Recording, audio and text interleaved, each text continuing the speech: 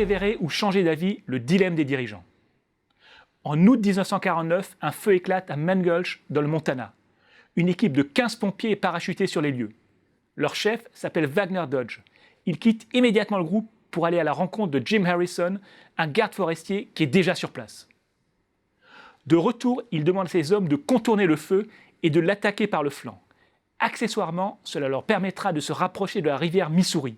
S'ils ne parviennent pas à éteindre le feu, ils pourront toujours s'y jeter et échapper aux flammes. Les pompiers se mettent en marche, mais le feu s'est tellement étendu qu'il n'est plus possible de le contourner. Les pompiers comprennent alors qu'ils ne parviendront pas à atteindre la rivière Missouri. Ils commencent à paniquer. Dodge leur ordonne de se débarrasser de leur équipement et de courir le plus rapidement possible vers le point de départ. Ils pourront alors être évacués par hélicoptère. Mais le feu continue de progresser. Il va bientôt rattraper les pompiers. Dodge change encore une fois de stratégie.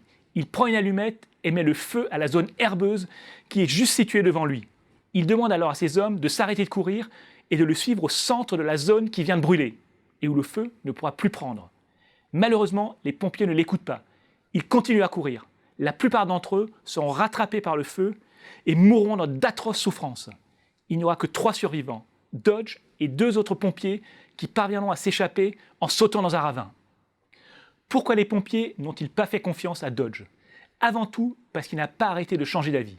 Il a commencé par leur demander d'essayer d'éteindre le feu. Puis il leur a demandé de jeter leur équipement et de se mettre à courir. À chaque fois, la situation a continué à empirer. Il n'est donc pas surprenant qu'aucun pompier ne lui ait fait confiance lorsqu'il leur a demandé de le rejoindre au centre de la zone qu'il venait de brûler. Cette histoire bien connue n'a rien perdu de son actualité. Elle reflète une des plus grandes difficultés auxquelles les dirigeants actuels sont confrontés.